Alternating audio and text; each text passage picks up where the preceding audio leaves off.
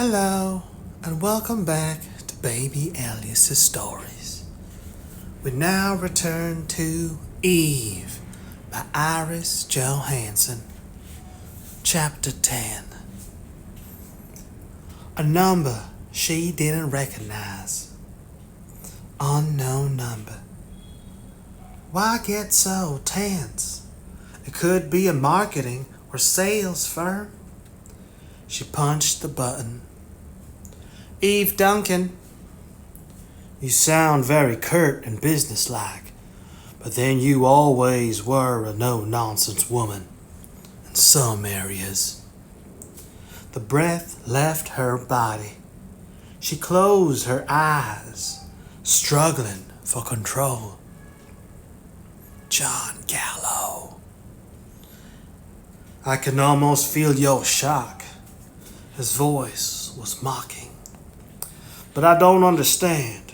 The moment you decided to stir up the pot, you must have known that I'd have to contact you. I couldn't just let you fade into the great beyond, though God knows I did try. John, she whispered. She tried to pull herself together.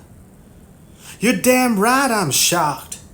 I didn't even know you were still alive until yesterday. Really? Then it was all due to Catherine Ling that I have this excuse for our rapprochement. I thought you'd stumble across something that led you toward me, and we're just using her. I must thank her when we meet. And here I was so annoyed with her. She's my friend. She knows how much I want to find my daughter's killer. Our daughter, John corrected. Shock rippled through her. No, Bonnie was mine and always will be mine. You had nothing to do with her. She paused. Unless you were the one who murdered her. Catherine thinks it might be you. What do you think? I don't know. It might be true. And what would you do if you found that it was? I'd kill you. Interesting. Is it? I'm glad you find the prospect entertaining. I mean it, John. I know you do. That's why it's interesting. You developed the killer instinct. Whenever I thought about you, I thought of you strong, driven, the huntress, yet never violent. What did you think about me? You were out of my life, and then I thought you were dead. I didn't think of you. Yes, you did. You may have pushed it into the background, but the memory was always there, wasn't it? No. My life was too full to remember a kid who dropped into it, screwed me, then disappeared. I had years of fullness too, and of emptiness, and of darkness, and of a haze somewhere in between. But I always remembered you, Eve. You were something to hold on to in the darkness. He chuckled. And in the haze, you could be anything I wanted you to be. I must tell you about that period in my life. I don't want you to tell me anything except the truth about Bonnie. Did you kill her? Would you believe me if I told you that I didn't? I might. No, you wouldn't. You never trusted me even when we were close. You were in Atlanta. You were here in Atlanta the month she disappeared. I know that much. Do you deny it? I don't deny it. Silence. Is that all you're going to say? I didn't phone you to answer questions. Phones are so impersonal, and impersonal is something we've never been with each other. If you won't answer questions about yourself, what about Paul Black? What's your connection with him? I know him. He's part of my darkness. Damn it! Don't give me double talk. Black confessed to his cellmate that he killed Bonnie. Catherine also said he had some connection with you. What connection? He ignored the question. I want to see you. What? I thought talking to you might be enough, but I've changed my mind. It's been very provocative. I've decided that there has to be final resolution. I know who you are, what you've become, but I have to reach out and touch it. No, you don't. You have to tell me if you killed my Bonnie. We've already discussed the absence of my credibility. Answer me. Silence. No, I did not. Do you believe me? She didn't answer. You see, if I answered yes, you would have believed me. But denial is always the problem. Should I say I killed her? I want the truth. You always did. I want to see you, Eve. So you can kill me too? Why should I? Because I'm after you. I'll find you. I'll find out if you killed Bonnie. If you're a murderer, that would be reason enough to kill me. Good reasoning. And add to that the fact that you've already said that you'd kill me if you thought I'd killed Bonnie. It should make me very lethal-minded. You're taking all of this very lightly. No, I'm not. The mockery was suddenly gone from his tone. If I were, I'd be handling this in an entirely different manner. I'd disappear where you couldn't find me, and I'd find a way to rid myself of Catherine Ling in a manner of which you would not approve. But I found myself unwilling to do neither. Unwilling to do either. So the only alternative is to come to terms with you. After all these years, a good many things got in the way, not the least was Bonnie's death. If you didn't kill her, why didn't you contact me? I know she didn't mean anything to you, but she was your daughter. Surely even you couldn't be callous enough to ignore the fact that she'd been kidnapped. I didn't ignore it. He paused. When can I see you? When you're willing to come into the ATLPD precinct and make a full disclosure. There's no way I'd risk meeting you one-on-one. But of course you'll do it. Do you think I don't know how desperate you are? I've watched and followed your path for years. You risk your life on much slimmer leads. I'll just wait until Catherine finds a safer way for me to contact you. Like Nate Queen. He'll never give her what she wants. He knows better. How did you know she was dealing with Queen? Why, I own him, Eve. You pay him? No, he pays me. And there are other elements to our arrangement. Fear does equally well. Actually, it's sometimes more efficient. He's a government agent. Why should he be afraid of you? Because I want him to be. Queen will not only not help you, but if I choose, he'll protect me from you. I'd really hate to ask him to do that. Will you come? I'd given you my answer. But it's not the one I want to hear, he said. Change your mind. I'll let you know later where to meet me. In a public place if you like, though we won't stay there. He chuckled. Doesn't that sound ominous? One hand is stroking you, the other is holding the knife. Though as I recall, you never had an objection to that method of doing things. You like it soft, and you like it rough. Stop recalling. she said through the clenched teeth. Forget everything that happened between us. None of it matters. It's as if it never took place. I can't forget, and neither can you. What we were is the basis of what we are now. I'll try not to be blatant about it, but I'm not going to ignore it. I am.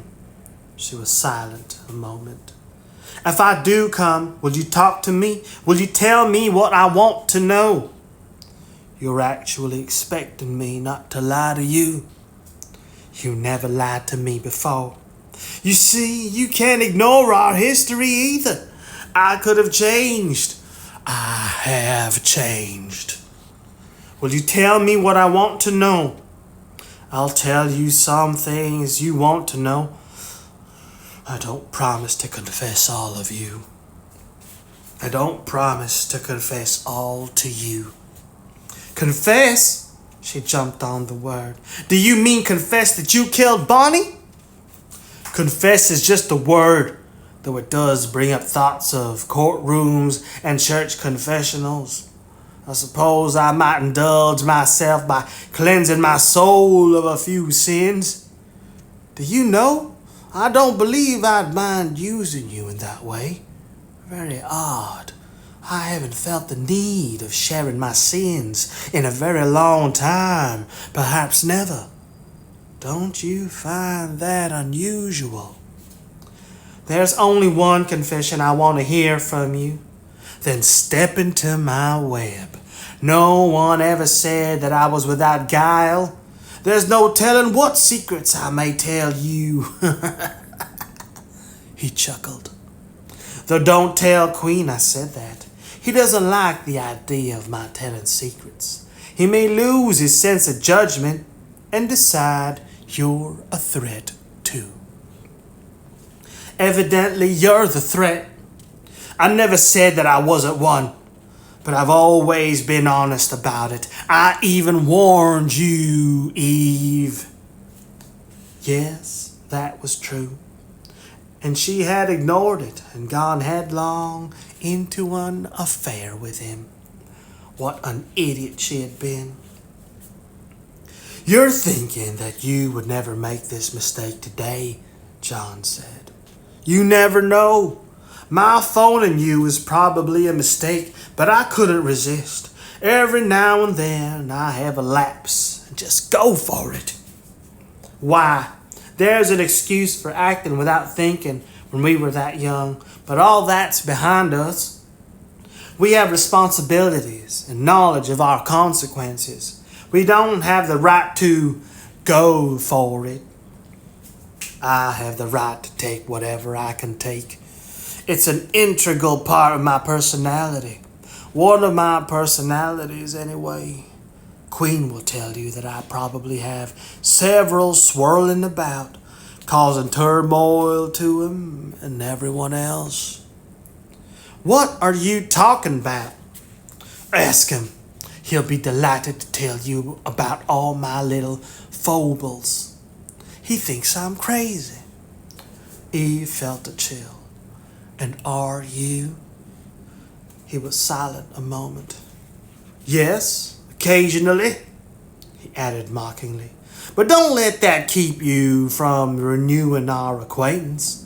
Look upon it as a challenge. I'll be in touch. He hung up. A challenge? Eve was shaking as she pressed the disconnect. This wasn't the kind of challenge she needed or wanted. The entire conversation with John Gallo had been disturbing and frightening. His voice had been the same, and yet the intonations of mockery had been different. She had found herself trying to anticipate what he was going to say, but it had been like talking to a stranger. For God's sake, he was a stranger. What was she thinking? She wasn't thinking at all. Emotions had taken over, then thrown it out, and start thinking like the woman you've become and not the girl you were. She drew a deep breath. What had she learned from that call? Not much. He had admitted he had been in Atlanta at the time of Bonnie's kidnapping. He had said he had not done it, but the underlying mockery had made everything he'd said suspect. Nate Queen and Army intelligence evidently knew everything about him, but the odds were that Catherine wouldn't be able to get anything out of them. And he'd said that he was unbalanced at times. There had been no mockery in those words. Crazy. It would take a man who was unbalanced to kill a helpless child. His own flesh and blood. Bonnie. The pain was always there, but the possibility of John Gallo's being her killer had brought the agony alive again. The agony and the bitterness. He might well have killed her if he'd been griped in a fit of insanity. If he had not killed her, then he could know who did. Damn him. All these years he had been alive, standing on the sidelines, watching her pain. What kind of monster had he become? If Catherine had not been able to unearth this connection, would he have continued to stand back and monitor the hell Eve was going through? No way. She knew about Gallo now. There would be no more of his standing in the shadows like a vampire, drinking in her pain and loss. She'd jerk him into the sunlight and burn him alive if she found he'd killed Bonnie.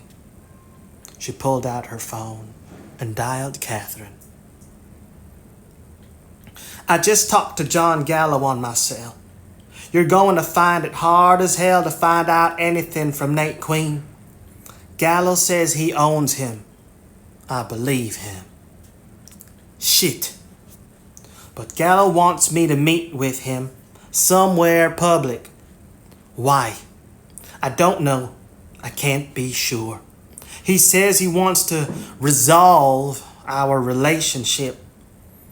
It sounds like some kind of whim. She paused. He admitted he wasn't stable. Then you stay away from him. We'll set up a trap. I'll think about it. Think about it? You just said he was crazy. That's the only way to handle it. What if he gets spooked? He said his other choice was just to disappear. Evidently, he's damn good at that. No one knew he was alive all these years. You're thinking about meeting him.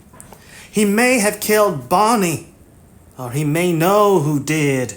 It's possible he could tell me where to find Paul Black.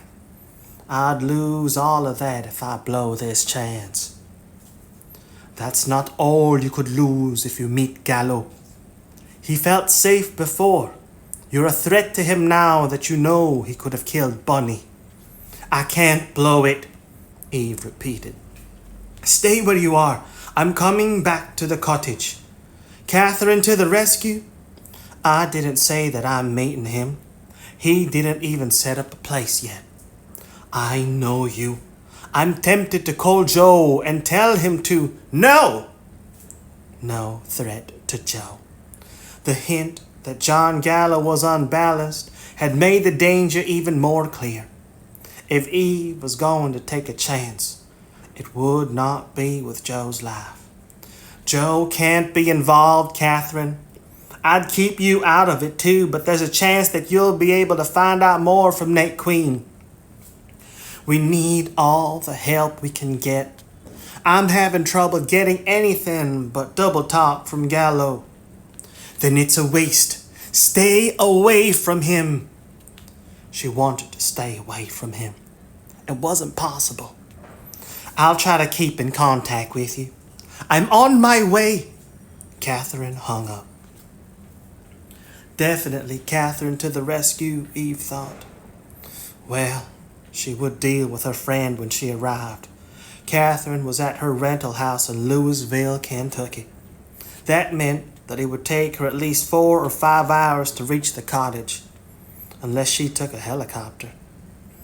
Eve wouldn't rule out that possibility.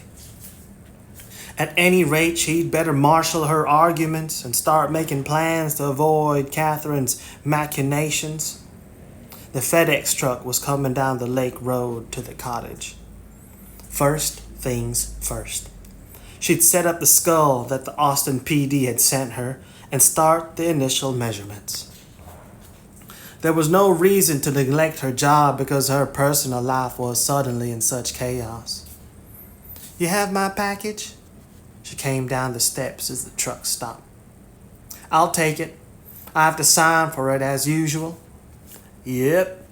The uniformed driver bent down and grabbed the box. The next minute he jumped down and was holding the clipboard out to her. She took the pen and scrawled her name. "Thank you." Her finger was tingling, and she absently rubbed it against her pants as she handed him back the clipboard and pen. Always right on time. Not this time. Long overdue. He raised his head and looked her straight in the face. She froze with shock. John Gallo. Different. So different. Yet unmistakable. "It's okay," he said quietly. "Don't be scared. It's nothing really." Darkness. Eve wasn't answering her phone. It was going straight to voicemail.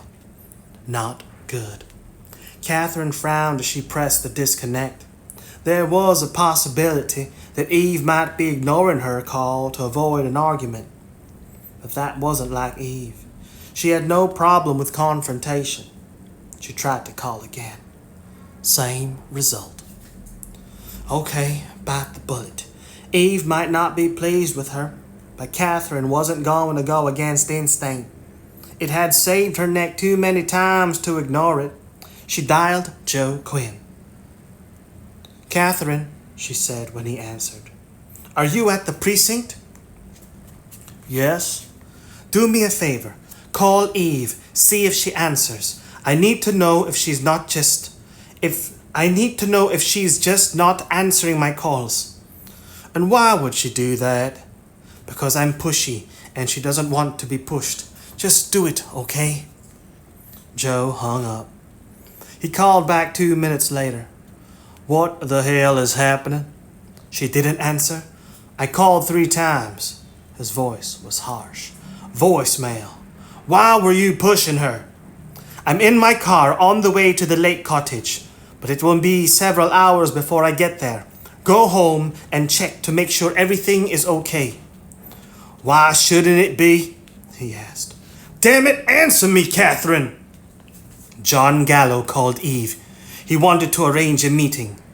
Joe muttered an oath. And of course, she was going to do it.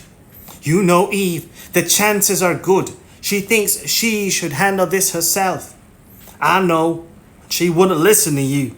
She won't listen to me either. What else did Gallo tell her?" "That Nate Queen won't tell her anything. He said they have an arrangement." "No, he said he owned Queen." "Yes, and that would be the only excuse she'd need. I'm getting in my car now. I should be home in 30 minutes. I'll call you from there." He hung up. The deed was done. If nothing was wrong, then Eve was going to be very upset with her. Catherine sighed as she hung up the phone. At least she hadn't told Joe the most frightening thing about Gallo's call. No use worrying him unless necessary.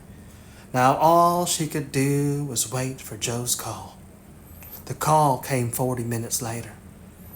"She's not here," he said curtly. "The Jeep was still in the driveway. The house was left unlocked. A half-full coffee cup was on the front porch railing." "No note?" "Nothing. Shit. My sentiments. If she went somewhere to meet Gallo, she would have used her own transportation. And she wouldn't have left the house unlocked. We always use the alarm." "You think that Gallo decided he didn't want to wait to set up a meeting, don't you?" "Yes," she hesitated. there's something else you should know. Gallo admitted to Eve that he was unbalanced. There was a silence, then an eruption of oaths. My God! And she was going to meet him anyway? No wonder you were on your way back down here. You should have called me right away, he added roughly. Oh, I know why you didn't. You two have this bond, and everyone else is on the outside. But if anything has happened to her, I'll break your neck, Catherine. And I won't blame you, but you do better to think of breaking Gallo's neck as soon as we find him. And that will be damn soon. Are you somewhere near a city? Knoxville, Tennessee. It's about 30 miles from here. Go to the airport. I'm renting a plane and I'll pick you up. And where are we going? You tell me. Can you locate Nat Queen? He should be back in his office in Inscombe, Fort Belvoir, Virginia by now. But he also has a condo in Alexandria. Should I call him? No, we're going to pay him a visit. There's too much wiggle room on the phone. He's going to talk. I'll know everything he knows about John Gallo within an hour after I have him. I'm going to pin him down so tight he won't be able to breathe. As a matter of fact, that's an even better idea. His tone was savage. Gallo thinks he owns Nate Queen. He just yielded possession. I'm the one who's going to own Queen from now on. San Francisco International Airport.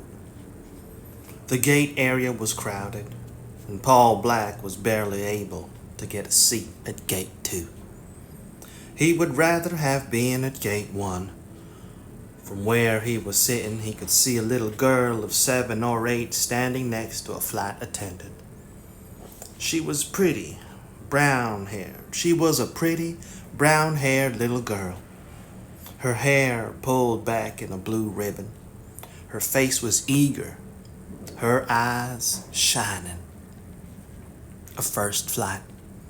She was probably one of the thousands of unaccompanied minors who flew every month entrusted to the airline's flight attendants.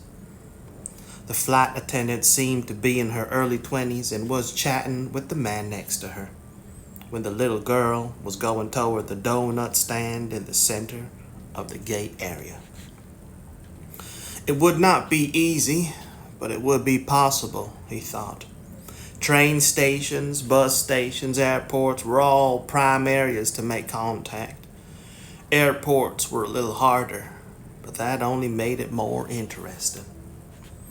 He usually preferred bus stations in Europe and Asian countries, but he couldn't be choosy at the moment. He hadn't had a kill in over a week. The little girl had her donut and was coming back toward the flight attendant. The woman barely glanced at the little girl when she sat down next to her. Maybe it would be easier than he thought. The mindset of the people at travel centers was always different. Sometimes the travelers were nervous, excited, unhappy. But there was always a chance that their altered perception would lead them more easily to do things they wouldn't ordinarily do. He had read once that Andrei Chikatilo, the Soviet serial killer who had been convicted of killing at least 53 women and children, had made a habit of contacting his prey at train stations. It was a wonder the fool had not been caught before. Personally, Black preferred to be unpredictable. It was the only safe method, and combined with his clever acquisition of Queen as a protector, it had worked wonderfully well for him. He had stopped counting at 62 kills, and though he had occasionally skirted capture, he had never been really in danger. Paul Black glanced up at the clock. He had 40 minutes before he boarded the flight. Time to spend them doing something he'd enjoy. He took out his cell and dialed Nate Queen. "I'm coming after you, Queen," he said softly. "I just thought I'd let you anticipate a little." "Black?" Queen's voice was hoarse. "What are you talking about? Why? Haven't I protected you? Let's talk." The bastard was scared shitless, Black thought. Good. Fear was power. It was as heady as straight vodka. "I don't like to talk. That's what made our relationship work so well. You give me an assignment, and I do it. I give you a bill, and you pay it." He paused. "Bankman didn't like to talk either.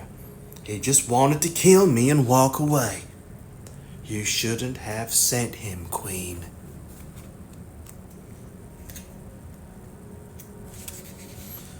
"Why would I want to kill you? You're valuable to me. I think you're playing both ends against the middle. You don't care how faithful an employee I've been over the years." His voice was mocking. "No gold watch, just a bomb under the terrace. So I must have been more valuable to you dead than alive." "It wasn't me." Queen's voice was panicky. "Maybe Gallo did it on his own. He doesn't tell me everything." "It doesn't matter. I'll get to you both. Look, we can work this out. You need me as much as I need you. They would have executed you years ago if I hadn't protected you. You know that's true. And the reason you protected me is that you know the minute they catch me, I'll tell everyone how you've constantly stolen evidence and whisked me away from the local police. And how many countries, at least a dozen, turned the screw. And I'll give details to the media. Ugly details horrify the media.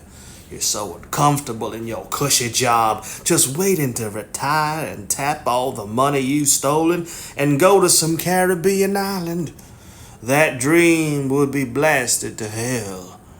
They'll start a witch hunt." "Maybe I made a mistake," Queen said. "I admit I was getting nervous. I needed someone who would just do the kills I assigned and then go undercover until we needed him." "Oh? Someone who didn't like his job?" He hesitated. "I may have thought that you were out of control." "I am. You've never been able to control me."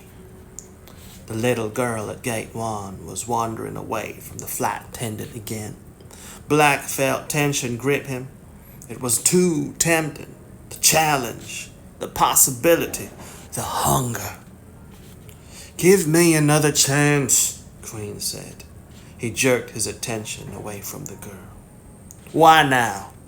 Why did you send Bankman now?" "I told you that." Queen stopped. "Gallo is becoming difficult. I'm tired of dealing with him. I needed a sacrificial lamb." Black burst out laughing. "And I was your lamb? What fools you are! You should have let me kill him when I wanted to do it. We had our doubts whether you could do it. He's as a nasty piece of work as you are." Black's smile vanished. "I could do it." "Then maybe we could deal. You forget my lack of judgment, and I turn you loose on Gallo for a very substantial sum. Look on it as a challenge." The challenge was the little girl at Gate 1. Gallo would only be an amusement in comparison. "How much?" "Double the last job." "You really are finding him difficult, or me a threat?" "A little of both," Queen said. "I want information from him before he dies. I need a ledger he's been holding." "How do I know? How do you know I won't take it?" You wouldn't be interested. Blackmail requires a certain effort and restraint. You only want one thing from us. Freedom to keep doing what he loved best. Queen knew him better than he thought. I might be interested. I've always hated Gallo's guts, he added. As long as you understand, you won't get another chance with me. Where is Gallo? Mass called Utah. He paused. Where are you? San Francisco. Very close. I'm close to you too. Only a few hours away. But you get nothing by killing me. Except satisfaction. Be reasonable. But all the FBI profilers say that men of my persuasion are seldom reasonable. The flight attendant at Gate 1 was leaning on the departure gate desk and talking to the gate agent. The little girl was standing several yards away, looking out the huge window at the planes. Black, change your mind. I may or may not. I may or I may not. If you're not dead in the next 12 hours, then you'll know that I've decided to forgive you and gone after Gallo instead. He hung up. He leaned back in his seat, his gaze on the little girl, such shining brown hair, such a pretty little girl. Her flight wasn't due to board for another 55 minutes. That was enough time to lure her out of the airport. If the flight attendant was as careless and self-centered as she appeared, if the little girl was as innocent and eager as he judged, if Black could use all his skill and cleverness to persuade her to come with him, it would be difficult. It would be a challenge. So, should he accept that challenge? Should he forget her and get on his flight to Washington? Or should he catch a later flight to Utah? Let the little girl decide. He got to his feet and strolled casually toward the window. If it proved too awkward or dangerous a task to take what he wanted, then he'd return to his own gate and continue to Washington. If he was able to lure the little girl from the airport, then he'd come back after he'd sated himself and take the flight to Utah. He stopped a good 5 feet from the child and gazed out the window, ignoring her. Never too close at the start. In the crowded airport, it would be better to use words rather than actions. They must be the right words. But he would have no problem. He was an expert, a master at this game. Queen or Gallo? Sweet little girl, you choose who is to die.